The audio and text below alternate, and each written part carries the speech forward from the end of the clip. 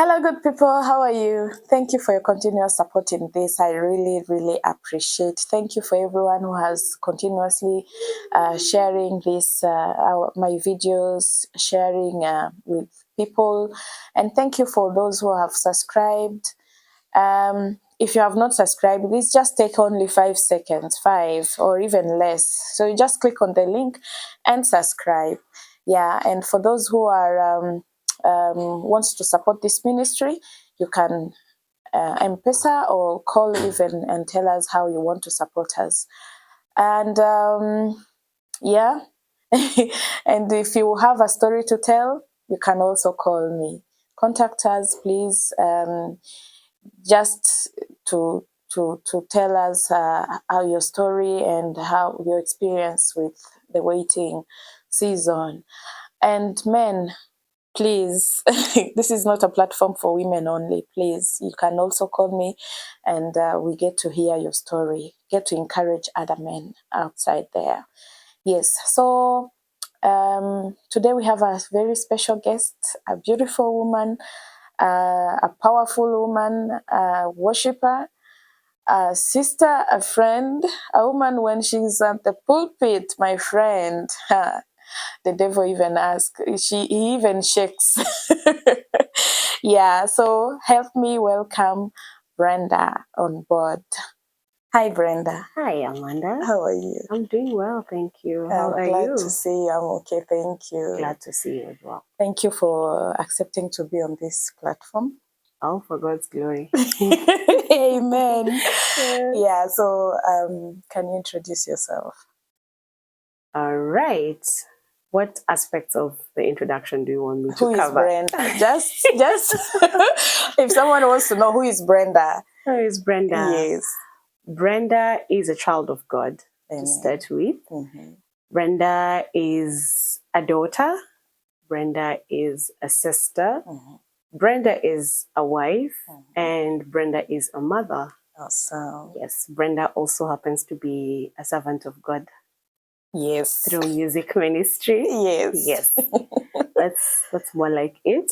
Oh, I'm married to one Mr. Juma Muganda, and together we are blessed with a handsome and beautiful very at the same handsome. time. Oh my God, very Baby handsome. boy. His name is Zani. Yes. Zani means gift from God, and he truly is a gift from God. Amen. Yes. Amen. Give God glory. Amen. And how many years have you been married? Oh, wow.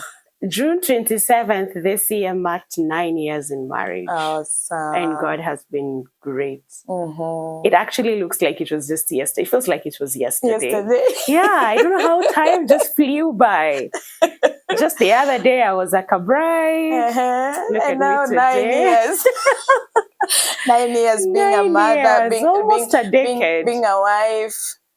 Yeah, awesome. Yes, awesome. Thank God. Yes, how has been this journey of waiting? Well. Okay, so like I said, we celebrated our 9th anniversary on June 27th. Yeah. Tomorrow, which is July 11th, our baby will be turning 4 months. Imagine. So you can imagine. 8 years of waiting. Yes, a total of 8 years of waiting, which obviously in the African setup had a lot of people looking at us with those eyes of, what are you guys waiting for? And obviously there are those who insinuated that I had decided to become a career woman and I wasn't focused on getting a child. And there are those who imagined that I had just opted not to have a child completely. But anyway, there's a long story behind all that. For the first year in marriage, I had enrolled in university. I was pursuing my master's studies. And we had agreed with my husband we would wait for that 1 year so that I just finish my studies. Because by the time we're getting married, I had already started my master's program. So we had agreed that I just focus on the books. And so during that time, we would use a contraceptive. And by the time I graduate, we could now start trying for a baby. But in the course of I got married in 2015. The course of 2016, I started having very bad acne. I'd not had bad acne before, but 2016 it was really bad. I would get cystic. I'd get what the dermatologists call cystic acne, and I would try different types of medicine to try and cure it, to no avail. Then one day, I also had a stomach upset. So I visited a hospital, and the doctor, while she was trying to check, she had actually sent me for a lab test to just establish whether it is H. pylori, because I'd had series of H. pylori. At that time, she also asked me she noticed that I had really bad acne, and she had asked me, have you ever been checked for polycystic ovarian syndrome? I told her I don't even know what polycystic ovarian syndrome is, so obviously I've never. And the last time I'd been to a gyna was really before I got married, just to make sure that my husband and I understood what it is that needs to be understood, because we were definitely very clueless. Yes, clueless. Yes. And so once the doctor mentioned that, obviously with the technological advancement, I started to Google first before even I decided to go to the doctor. And with the information that I was getting, obviously Google is not the best source of information. It'll make you think that your life is over. You should write a will. Yeah. You are gone. You're gone. Anyway, so one thing that I was really grateful to God for was that because of that acne, this doctor was able to pick that up, and it led me closer to find out what the issue was, why I was struggling, because I also noticed that I had gained quite a bit of weight. So I imagined that it was mainly because of the contraceptive that I was using. So with that piece of information and being able to see a gyna who sent me for an ultrasound, and it was confirmed that I actually had polycystic ovarian syndrome, we embarked on a journey of trying to manage it, because unfortunately the syndrome cannot be cured per se. And because it's a syndrome, it is different for each person. So one medical regime cannot work for the other person. And also the symptoms differ from one patient to another. So what that meant is that I went to different gynecologists, just trying to get a solution on managing it better and hopefully quickening the process of getting a child, because now with polycystic ovarian syndrome, there is also infertility that is involved as a symptom. Which later on, that's what I got to discover. That's what I was struggling with. That is the reason why I was not able to conceive as soon as we had anticipated. And so I got to visit so many gynecologists. At the same time, I had to visit dermatologists because of the acne. At some point, the acne was working really negatively on my self-esteem. Because every time you meet somebody, the first thing they see is your face. So also with that, they ask you so many questions and give you a lot of unsolicited advice. And sometimes they imagine you're the one who is eating a lot of Blue Band, or you are not watching, red meat. People can be very mean, including people in the church. But anyway, so what the challenge that I faced at some point was that with the visits to the dermatologist, they would prescribe for me medication that needed me to be on a contraceptive, because the kind of treatment I needed for that kind of acne was really strong. It needed steroids to treat it. And if you're on steroids treating it, it means that if you happened to conceive, that baby would have you'd have a lot of issues with that child, including just different kinds of abnormalities. And so at some point in the journey of waiting, I would ask God, what is it that I should really focus on? Is it my face? Is it the fact that we are childless? What is it that I should focus on? And obviously there was pressure from within and also pressure from the society, including family. but in a good way for family, because them, they're just looking at it from that point of, oh, would like to, obviously, my parents be called grandparents, my siblings to be aunties and uncles, because I'm their eldest. And the pressure was quite something. And so in that process of trying to figure out what to treat, what not to treat, I just got to a place where I surrendered. I told God, I am done with going to one doctor after another doctor, because now what I get on this side is different from what I get on this other side. And I am confused. What should I take? What should I not take? And so that journey was marked with this kind of confusion, with that kind of confusion. And at some point, I even tried now non-modern medicine, so the traditional medicine, the herbs. Because with the herbs, then the side effects were minimal. With the normal medicine, the modern medicine, the side effects would be really crazy, to the point that they would just throw me off balance. My mental health was really deteriorating with time. And so I tried even the herbal medicine, and it didn't work. Sometimes my house would look like a mixture of a pharmacy and and the herbals.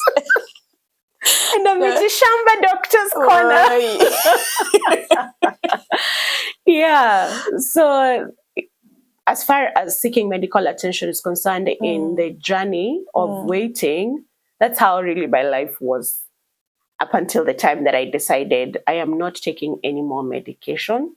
And I really thank God that my husband was quite supportive even in that, that he would try his level best to support me through that. Part of managing polycystic ovarian syndrome was having a different kind of diet to try and reduce the inflammation. And my husband would go out of his way and cook those meals and accept to eat those meals so that we avoid eating, cooking twice. So whether it is gluten-free stuff or eating some food that is mainly eaten by Indians, because because at one point we even visited an Ayurvedic practitioner. So all that, he was very gracious, and he really supported me through that, and that really helped to make the journey easier. Yes. Wow. And so when did you decide to not to take any medication, and how did you, which year was that? Must have been around 2021. 2021. So after 2021. After 6 years. Yes, of going for one ultrasound after another. And the acne stopped at that particular time? It didn't immediately stop, because now I resorted to prayer. Now I said, because medicine has failed, let me just be a prayerful girl and just let God, because I know God as Jehovah Rapha. And I used to believe, I still believe that he would not allow me to get into something and not give me the grace to go through it. And so I got to that space where, because of prayer, I had peace of mind and peace of heart, that in that space, I would still be able to enjoy life, as it were, and just let him define who I am, even as I struggle with the self-esteem because of the acne, and really look at also the other things that he was doing in my life that were nothing short of miracles. And so I resorted to prayer. I pray about things. And at one point, for some reason, I just started noticing that the acne has significantly reduced. My skin is getting more smooth, because it used to be so bad to the extent that washing my face would be very painful. I would dread waking up in the morning to wash my face too. And then they would be so painful that I start crying, and the tears don't make it any easy. And so for me, that healing of the acne happened miraculously. And with that, I was also encouraged. I just said, because God has healed me with acne, then He will be able to take care of this other infertility issue that I was struggling with. And so I'm grateful that, yes, as you can see, my face is not very clean. it's not what it used to be, and I'm not taking any medication, and I truly give God the glory. Wow. Yes. So you also stopped the contraceptives? Yes. I decided I'm tired of these things. I'm totally exhausted. I'm not doing this thing again. I think at one point of the day, I had a really bad flow that I had to go to the hospital to get an injection. I actually was admitted for a night to get an injection to stop the flow, because I would stay for a long period without a flow. Then when it comes, it's like it comes with everything that was missing. And then for many days. For many days. Actually, there's a time I had periods for a whole month. What? Yeah. You didn't become anemic? I did become anemic. So I'd also now take iron supplements to correct that. I remember at one point reading the story of the woman with the issue of blood, and I would relate with her completely to the point that you can imagine for her for 12 years. I just want to touch the hem of God's garment and be made whole. And I actually, there's even a particular day. It was a Wednesday. It was a midweek service. I was scheduled to lead worship on that day. And that day, I was just coming, I'd had that incident in the office. And I was like, God, and I'd already prepared a list. Incidentally, that list had a lot of songs that were to do with healing. And I remember one of the songs was, is it Michael W. Smith's Healing Rain? Healing Rain is coming down. Healing Rain is coming down. I'm not afraid. I'm not afraid. And I kept repeating that during the midweek service. And you know, sometimes we stand on the pulpit and we are ministering and people think our lives are really perfect and things are going for us. Sometimes those songs are also just ministering to us, and you're telling God, as you, while on others thou art calling, do not pass me by. So even as I was singing that, I was just telling God, I'm not afraid. Healing rain is falling down. Healing rain is falling down. I'm not afraid. And that was actually back in October of 2022. Wow. And I believe that's when God started now the healing process, even on issues of PCOS or PCOS, as some people would call it. And so it's been a journey where I've learned to walk with God and just cry out to Him when things are out of hand, when pressure from within makes it difficult for me to see or to remember the promises that He's already spoken over my life. Because really, there are promises that were spoken. The challenge was just waiting on when is this promise going to come to pass. I remember my mother-in-law being very, very certain. And actually, she was the person who gave me the least of stress. She was not worried about it. She used to tell us that you are going to get a child. Wow. God has assured me. I have gotten dreams that I'm not going to die. And at that time, she's saying that she's having medical challenges to the point that you're thinking, yeah, this is it. But holding on to that promise that God had given her was really something that carried me through that season of waiting.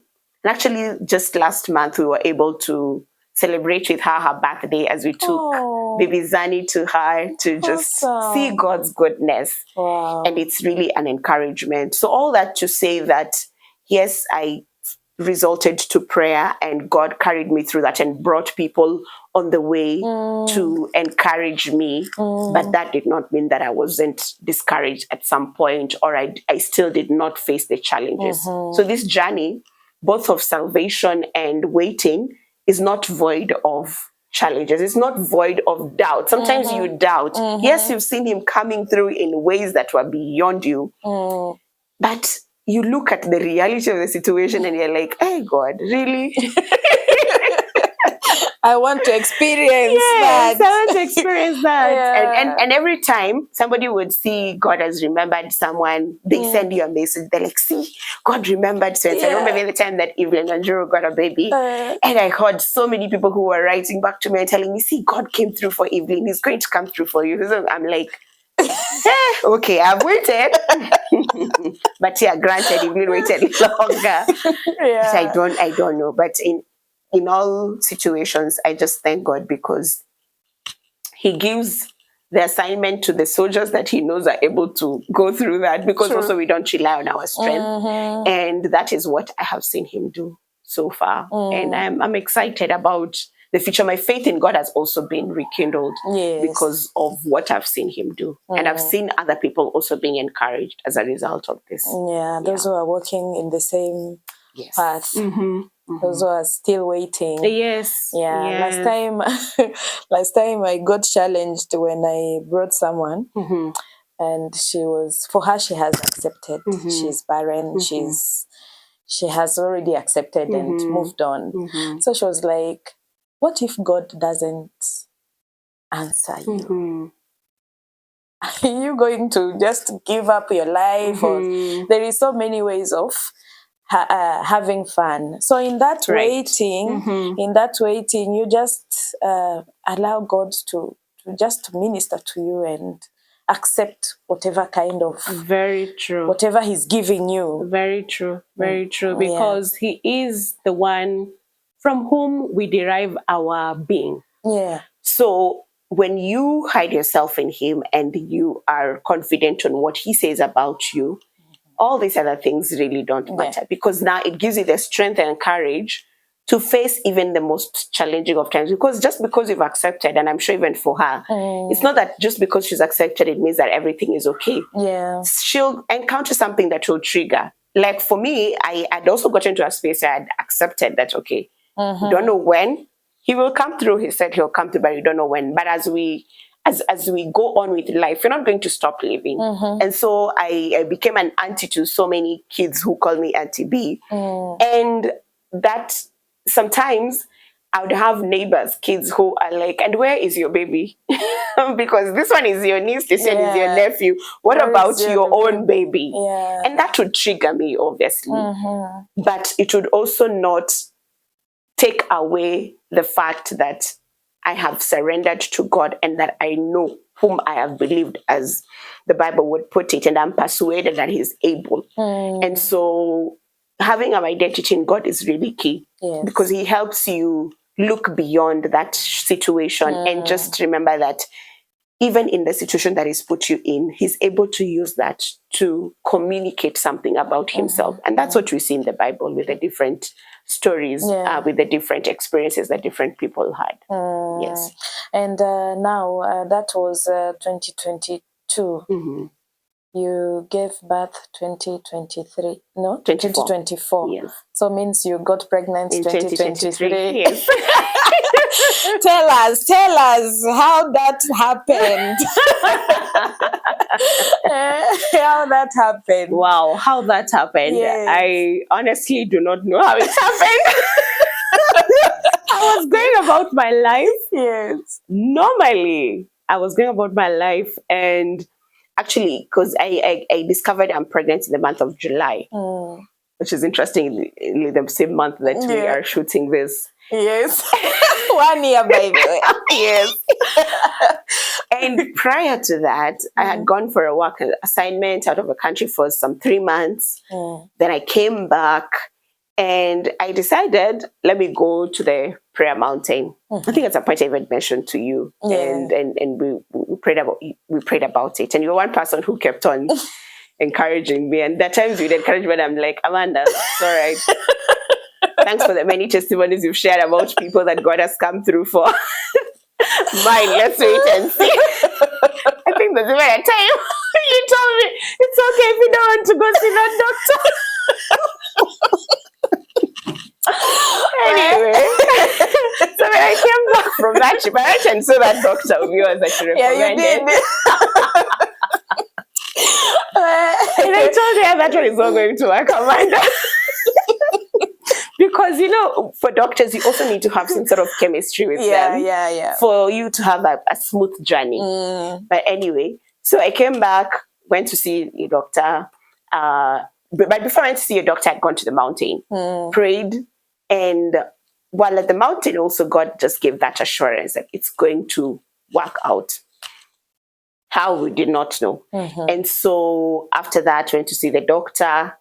And then he gave me a list of medication that I need to buy. And I was looking at that list, and I'm looking at the cost. And I was like, God, this is too expensive.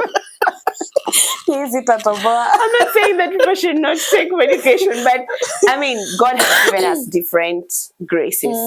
And so at that point, I just said, God, this money is a lot. So what I'm going to do, I'm going to take a supplement. And so I bought the supplement. The one in the list, among the list, or it's another one? I Googled also. I looked at the medication that he had prescribed. Sorry, doctors, you're watching. Looked at the components. And because the supplement is better in terms of side effects, I decided to go with the supplement. It was cheaper. So I bought the supplement. And, actually, glory to God that I never even finished that container before I discovered that I'm pregnant. Although it was a container that had, I think, 120 capsules. Yes. So, yes, it was also harmless. Yeah. And so I got the supplements, and another day when I was at church, I just sat next to somebody. The way Percy says that, tell your neighbor I have greeted them on your behalf. So I told my neighbor, Percy greets you. And I don't know how we talked about the issue of a gyna. And my neighbor told me, my dad is actually a gyna. Here's his number. And I got the number and went to see the gyna. And really, that's the gyna who ended up working with us that journey. Awesome. And up to the point that we got baby Zani. But anyway, so you see how last year, that's 2023, was a year where God was just piecing things together, sending me to one doctor.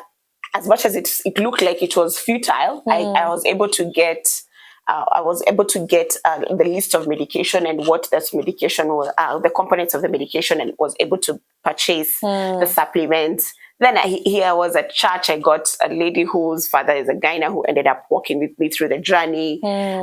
Then on one of those days. So one of the things that Polycistic Ovarian Syndrome does is that it affects your periods to the extent that they become irregular. And so my periods are always irregular. But then I noticed that in the month of May and June, there was some sort of regularity. But then in the month of June was interesting because it came on a Saturday, and that Saturday I was scheduled to lead on Sunday. So I had this list that had quite a number of powerful songs. And I just felt the move of God around those songs, even as we were practicing with the team and also singing them on that Sunday. And that Sunday we had a visiting preacher who came, and God had also given that preacher a burden about praying for people who are waiting on God for children. And obviously, because people in my team know that we're waiting on God for children, obviously everybody was just extending their hand. And you're at the pulpit. And I was at the pulpit. So even the whole church knew, maybe this guy doesn't. But anyway, I'm glad it all happened that way, because God literally prepared a table for himself, and he took the glory. Because after that service, incidentally, the following week, I lost my grandfather, the father to my dad. And we had the burial arrangements going on. Then we traveled to the village. We conducted the funeral. We buried him, I think, on July 1st. And after that, I came back to Nairobi. Then I started feeling sick. So I was like, maybe it's the weather. Fatigue and everything. Yes, fatigue and all that. But it continued. I was just feeling really bad. And I remember at that time, because we had the privilege of working from home, I would just I was thankful for that privilege because now I didn't need to worry about how to get to the office. Yeah. But then also I spoke to my husband and we agreed, let's go because it's the month of July. Our insurance cover expires in September. We can take advantage and go for the annual checkup. So we decided, let's go for the annual checkup, which we did. I told the doctor I was also not feeling well, and I suspected it is because it felt the same way I felt when I had H. pylori. So I suspect it was that, and they tested for that, but also they tested for pregnancy, which for me I just laughed like Sarah because I know. I mean, every time. Every time I would go to a hospital for any problem, they would ask me, when was your last period? And obviously, the date that I would give them would just make them think, this one is pregnant. Only for the result to come back and they're like, no, it's negative. Just because of how irregular the periods were. And so this same instance, I just thought, I know it's just another negative and I'm used to this. So it's fine. So we did the test. We finished the annual checkup. There was nothing wrong. There was nothing found wrong. But we delayed to take the pap smear test.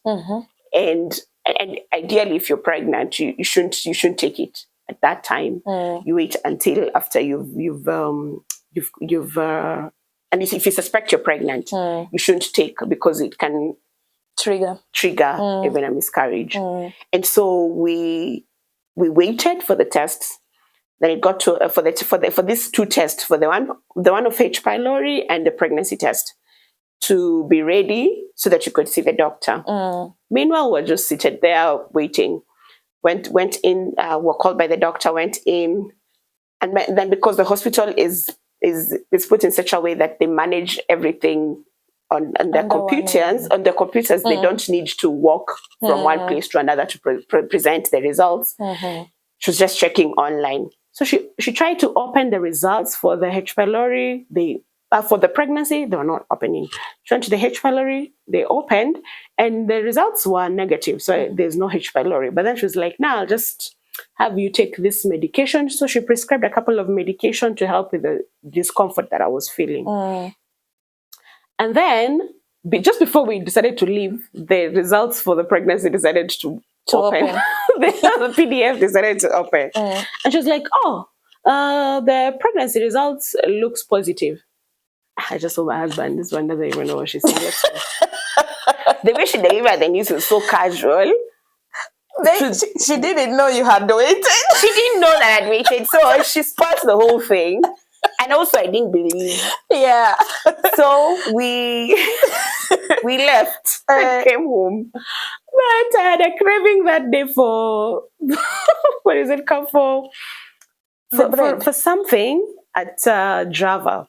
So we went to Java and bought that. And the way I ate that thing, my husband later on told me, this one is pregnant. He confirmed.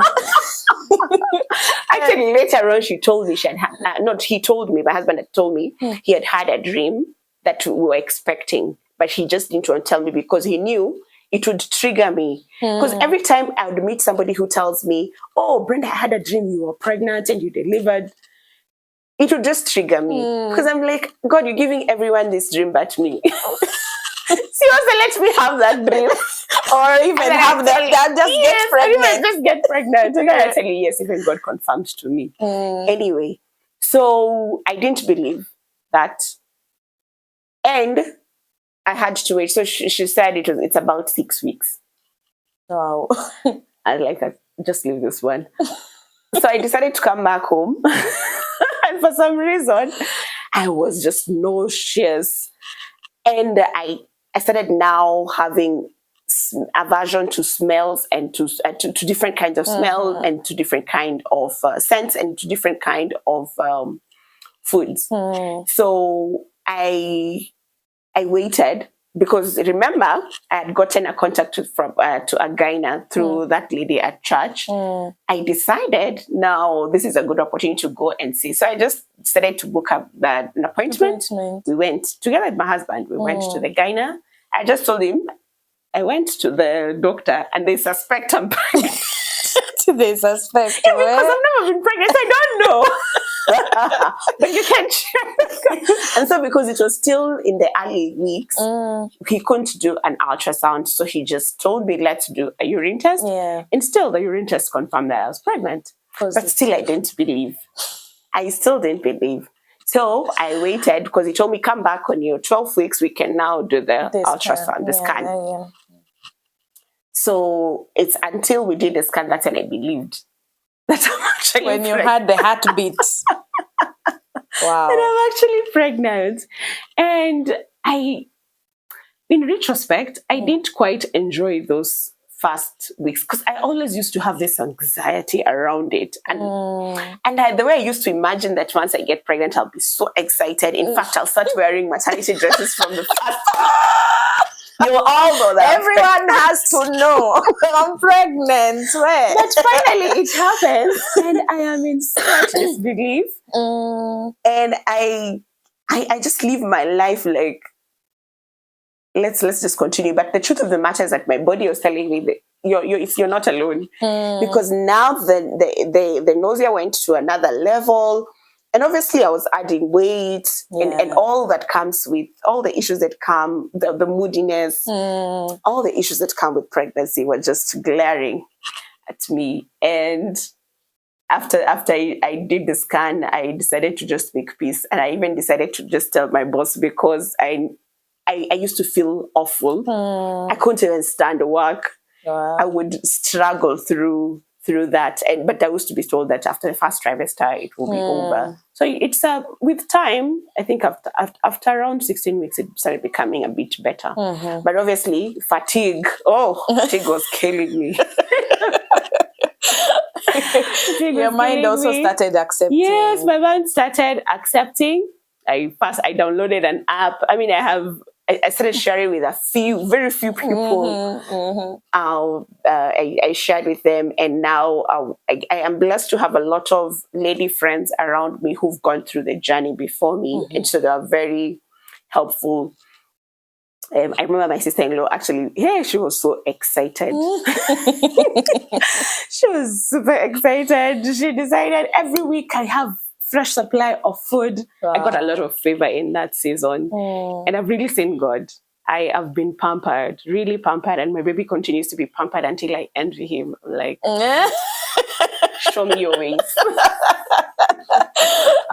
But yes, that's how that journey of discovering that I'm pregnant up to the point that we got baby Zani went.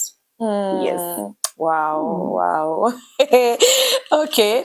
So how was that journey of pregnancy until you gave birth? Did you feel like did you have any thoughts like maybe I'm going to lose this baby or what? You know, those kind of fear that comes with pregnancy. Yeah. Even those who get them, not waiting, that thought. It still creeps into your mind. Yeah. You know, at some point I thought, am I being ungrateful for what God has done for me? Because really, Amanda, I had that fear. Every day I would wake up, if I just see spotting, I'd be like, oh my God, this is just a short-lived miracle. So up until, and then now when we crossed the first trimester, when we were told that you're okay, the next thing that started scaring me was the anomaly scan. It's like, what if we go for the anomaly? Maybe I took something that already affected the child, and then we find the child has all these conditions. Hey, then we crossed that. But still, and then now you wait. You're told that you should start feeling the kicks. And you're waiting, there are no kicks. Because they also say you're not supposed to sleep with your on your back. Yes. So you wake up and find yourself you're actually sleeping. You killed the baby. Like, oh my God, I killed I know.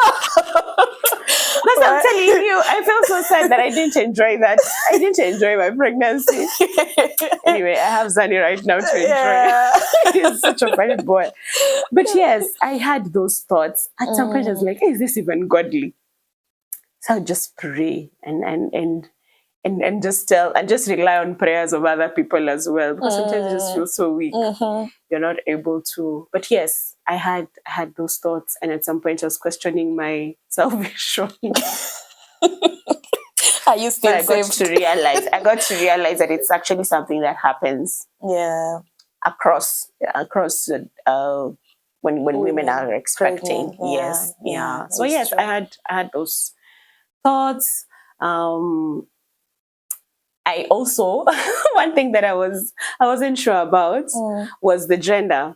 So my friends organized a gender reveal. It was a very nice surprise. Deep inside, I thought it was going to be a girl because me, I love vitenge, and you know that. So I knew I'd be doing matchy outfit all the time.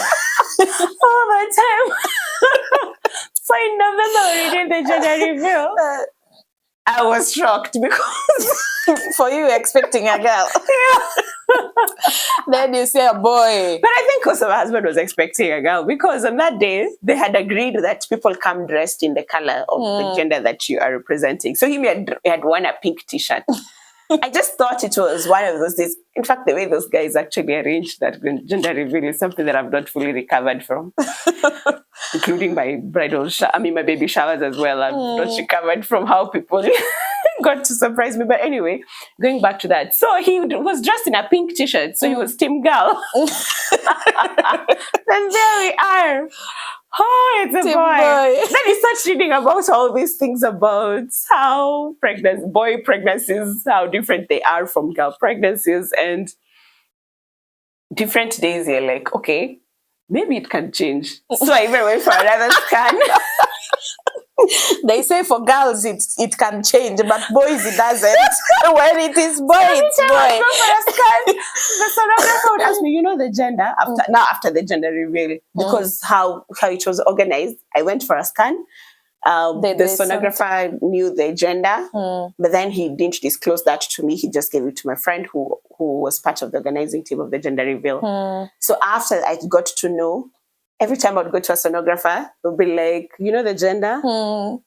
Then I would pretend like I don't know, so that they tell me that it's a girl. Brenda.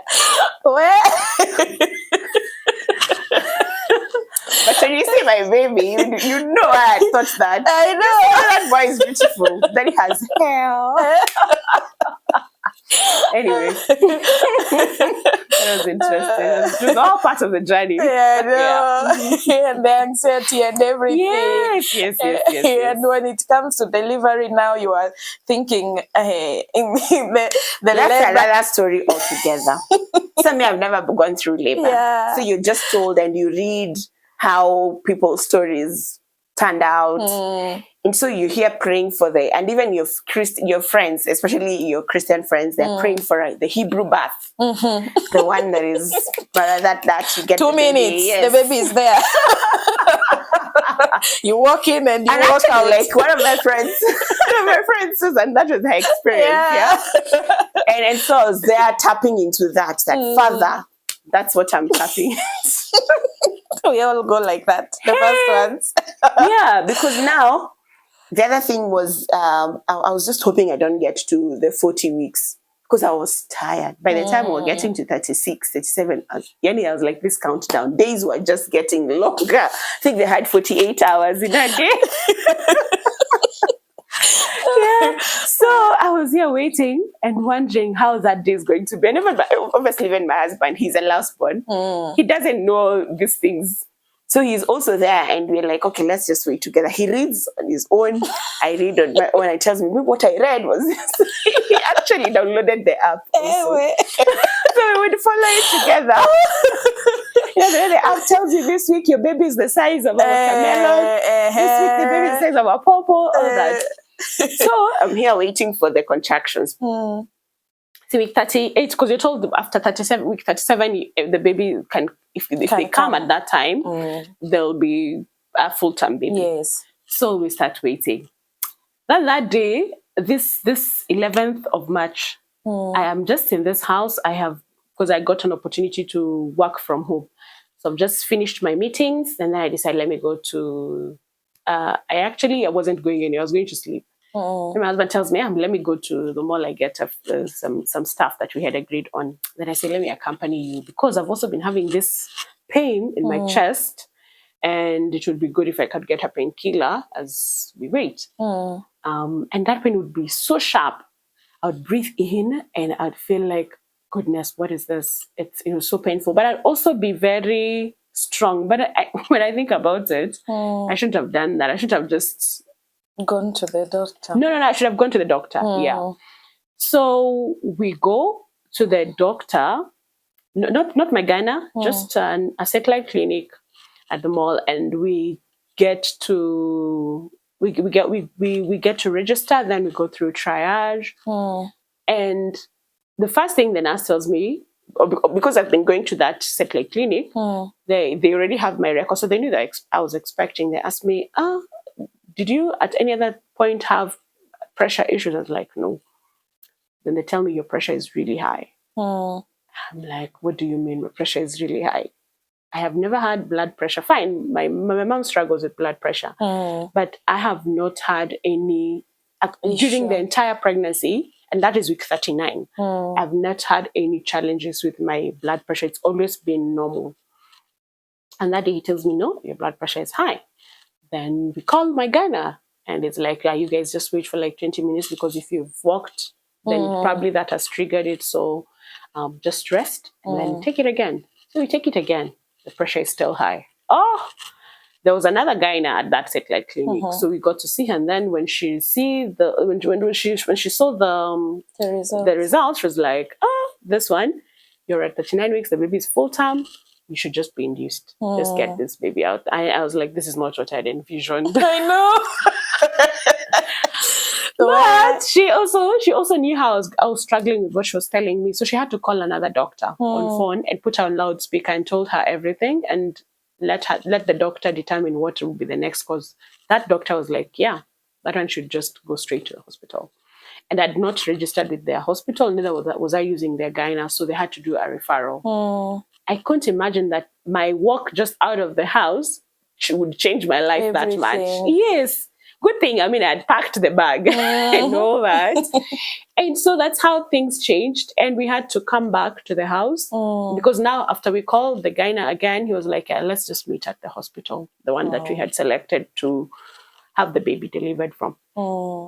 So we came back to the house, picked the things, and we went to the hospital.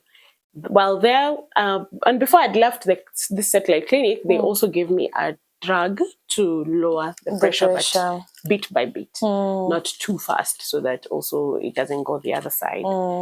And when we got to the other hospital, our gyna met us there. The pressure was still high, and because all along we knew we are going through the normal, the vaginal birth. I was told both deliveries are normal. Yes. Yeah. Even like CS is abnormal. No, it's true. By the vaginal birth. That was the plan. Yeah. But that didn't. So the gyna was like, change of plans. We have to conduct a cesarean section operation. I wasn't believing things were changing that fast. And I was also worried about this whole pressure issue because I lost an aunt because of blood pressure while she was delivering her kid. I was quite scared about it. But I thank God that I was there with my husband and my sister-in-law was there. She was able to come that late in the night because this was now at around 9 p.m. Yeah, she got that around 9 p.m. because we had gotten there at 8 p.m. And we were able to... It took quite some time because of all this insurance drama. Insurance can be dramatic sometimes. You guys insurance guys who are watching, please. That is not the time to tell me that my Ghana is not in your panel. And then you tell me, if you decide to go with them, just so you're going to pay anything extra. I'm like, really? My life really here is at stake. Can we just sort these things first and then we'll get to this other drama? Anyway, so it took almost 3 hours before I could be wheeled into the theater. What? Yeah. But finally got into the theater and the baby was out, a very big baby. 3 point something or 4? No, 4. Whoa. It was 4.28, almost 4.3. Whoa. You wouldn't even have pushed. Kilogram, imagine. So later on, I realized even that pain that I had and the prompting to go to the hospital, it was all God. Mm-hmm. It was all God, because who knows what would have happened if I decided to just stay here in the house. So I thank God that through it all, we've just seen him at work, from the conception to carrying the pregnancy to the delivery. He was just in that story. And we continue to see him in the life of baby Zani. Yeah. Awesome. Wow. So in that journey, the whole journey, what is the most thing that hurt you in the waiting journey? Especially in the waiting journey. In the waiting. Yeah. What is that thing that hurt you, or who told you something that you still remember? You'll be like, even when I now still remember this sentence, even how you are dressed and where you are. That lady who ever tells me, you're looking so nice. You're spending your money on getting nice outfits, and when is the baby coming? Whoa. That's your how many years? And that was in it was actually in church. I was about 6 years in marriage. Yeah. So I was a lady in she church. saw that she compliments you first. Yeah. And then what did you tell her? I just laughed. I can laugh when I'm hurting inside. I just laughed. Wow. I just laughed, and I was like, hey, God. I tell my mentor, there's a day she told me, she's a very strong woman of faith. The day she told me, next year, time like this, we're going to have a baby. That next year came, there was no baby. I was like, I calling this God. Why are you saying next year and the baby is not coming? The baby is not coming. It's like I wondered whether I'm the one who doesn't have faith. Who doesn't have enough faith. I'm there sabotaging the prayers. Others are just having faith on your behalf. And others are having faith on my behalf, yeah. And I mean, I think the most hurtful is just people making those comments they make very loosely. Like you thinking that, I've not seen you around. You've just decided to be working and you don't want to get babies. You don't. And I'm like, you think I've just decided. Like I just woke up and decided that I'm not doing this. So yeah, and I think what hurt the most is the fact that it was coming from church. A place where you would think people would understand and would opt to walk within that journey and pray with you. And so I appreciate the ones who decided, you know what, I'll pray and I'll recommend probably and recommend it in a way that is not imposing. You're not imposing it on me that I must do this, and you decide that you're not going to become friends with me anymore if I decide not to do it now. I'll befriend you. Because really, the reality is that you get tired. Yeah. You get tired, really. And sometimes you just want a break from every advice, unsolicited advice. A break from being reminded that, hey, by the way, you don't have a child. And I'm grateful that we really got to enjoy ourselves, my husband and I, during that period, as much as people would say whatever. And my husband really affirmed me, and he used to tell me, whether God gives us a child or not, you and I are a family, and we are complete. And I thank God for that, because it gave me, on those days that I wasn't so overwhelmed, it gave me that assurance that you guys, niongeni kenye mnataka kuongea, but kwenye naenda nyumbani hakuna maneno.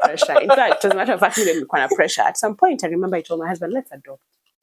And I started making peace. Yeah, we'll just get to the orphanage, because we have a few friends who've adopted.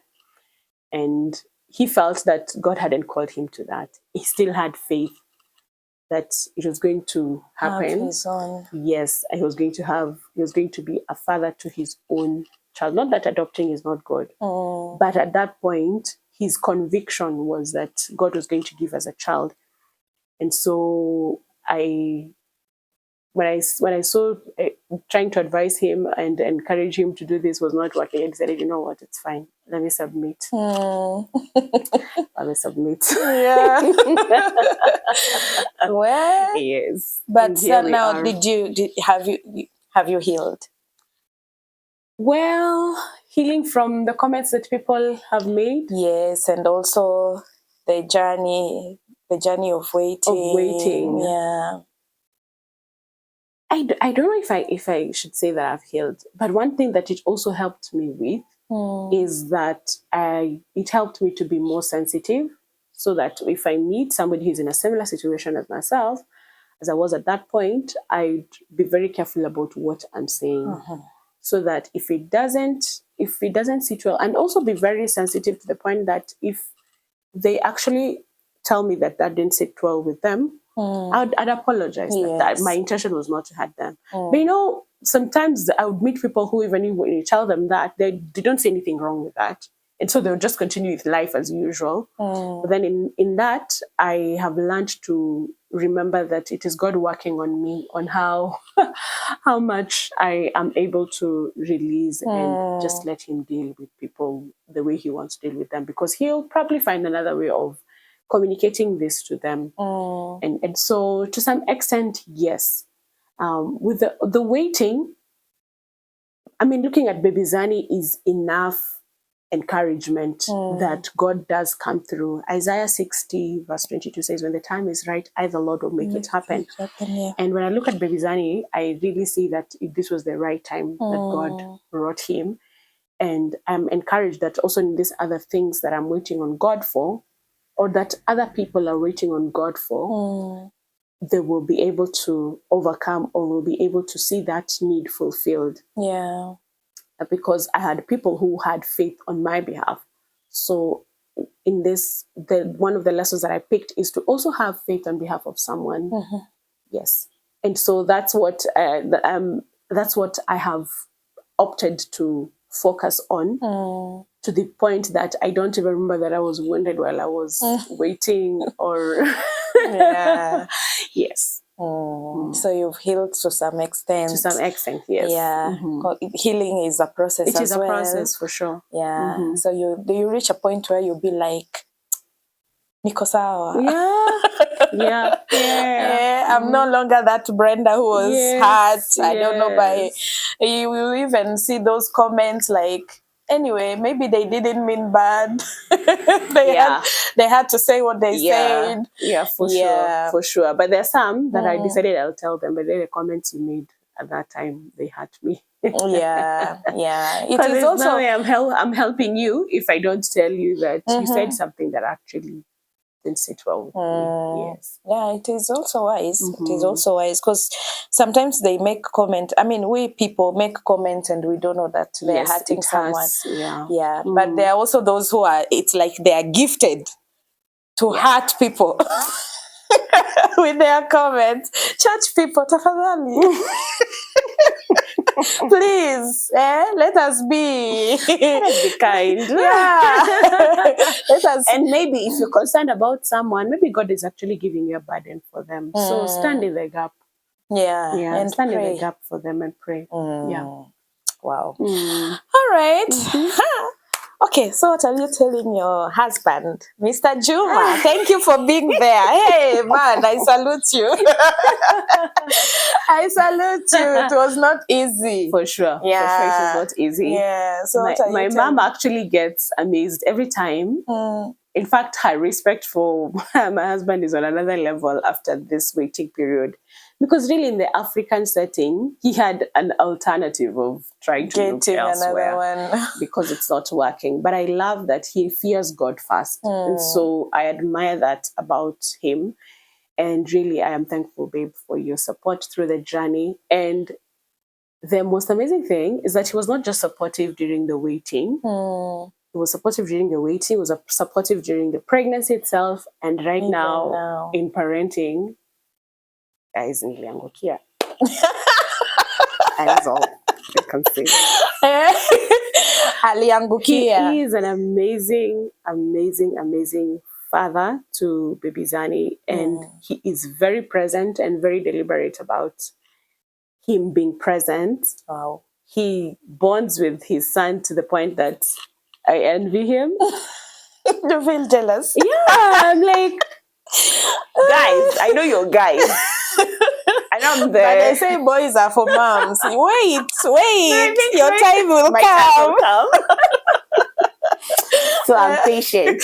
Just be patient. I'm very patient, but he does. He's amazing. For a last born, he does much more than I would have done as a firstborn, because I mean, me, I've brought up my siblings. I've helped my parents. I've been a deputy parent, bring up my siblings. But him is not had any other person to bring up, but he's been very, very intentional about just being there. And it's been a wonderful journey this last 4 months because of him. He's the one who will wake up at night, and if there's milk that has been expressed, he will warm the milk without even waking me up and feed Zani. And just seeing how I can count, I think I've washed baby Zani 1, 2, 3 times. The rest, and he showers every day. The rest, in fact, he reminds us, guys, it's shower time. Yes, and he does it so almost effortlessly. Wow. Yeah. Although the first few weeks I would piga kelele because baby Zani would cry. He didn't like water. So me, I'm thinking he's the one who was doing it wrongly. Brenda, they did loves water. Although he didn't like the massage. So I'm thinking, oh, you're not doing it the right way. As if I could do anything. But it also helped me with the recovery process, because not also with cesarean section, the recovery is quite something. Yes. Yeah. Awesome. And to other who are waiting, what are you telling them? What is your message to them? My message to them is that do not despair. Do not despair. As long as the Lord is on the throne, keep hope alive. And I know the truth of the matter is that God has different paths cut out for us. So as you seek to know what it is that he desires of you in this season, my prayer is that you will find your fulfillment in him, in serving him, in letting him glorify himself in that situation. One thing that I saw is that God did not want to share his glory with anyone. And that is why he came through at a time when there was no medicine that was being taken, at a time when there was no herbal medicine that was procured from wherever, is it from Kalenjin or from Western or from whichever place. He came through at a time when I didn't even have a consistent gyna that I was seeing. I mean, because when you look at the time that I saw this gyna that I met, whose daughter I met in church, and the time that I conceived, really, there's nothing much that gyna did. There was no even medicine that he had prescribed for me. And so allow God to glorify himself in your situation. And should he decide that he'd want you to parent in a different way, whether it's somebody else's child, I know it's easier said than done, but enjoy that season. And I'm glad that right now I have nieces and nephews that I enjoyed the season of their being brought up. And it's like right now I'm paying, I paid it forward. And right now, some of them, because they're older, I see how they carry babies and I'm like, it's good to have.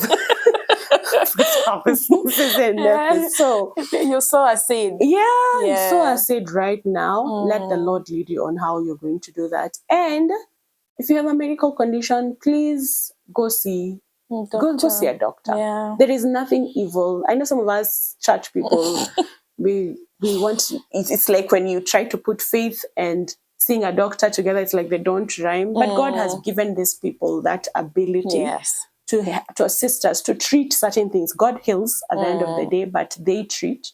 So see a doctor and seek a support group. That's one of the things that I forgot to mention, that having a support group. I have a couples fellowship group that I am a part of. My husband and I are a part of, and God has helped us through that journey, because in one of those couples fellowship group, because I'm in two, one of them, we also had quite a number of us who were waiting. And we have seen God answering a prayer one after another, but also surrounding ourselves with like-minded people helped make the journey bearable. Yeah.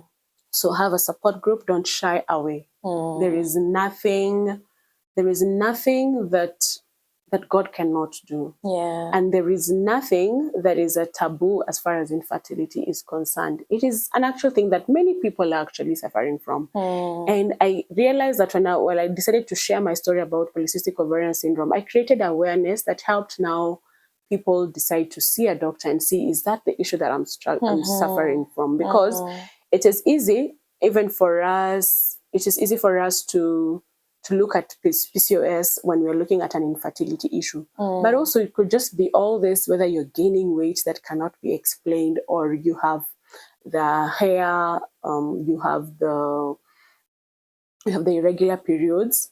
There is nothing regular about irregular periods. You should see a doctor. Yeah. You should see a doctor. And the earlier you can do it, the better. So this also goes out to the younger people who are not married yet.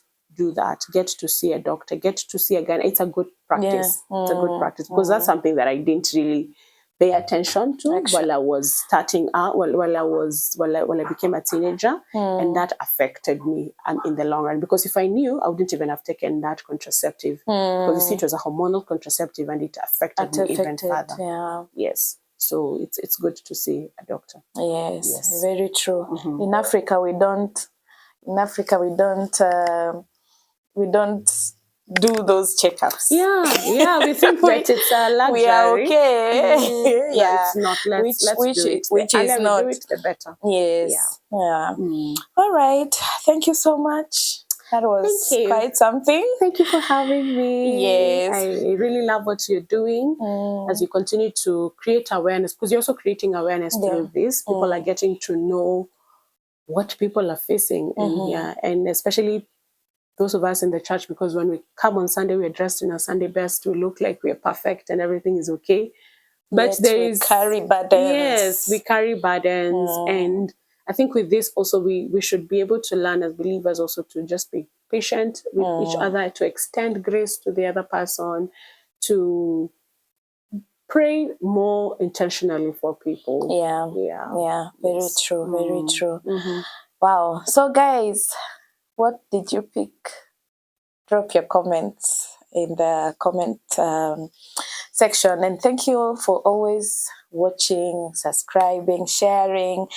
I always say, please share. Don't keep this information for yourself, because you don't know who it's helping outside there. So continue subscribing, continue sharing, and sending your comments. And yeah, we'll see you next time. Thank you.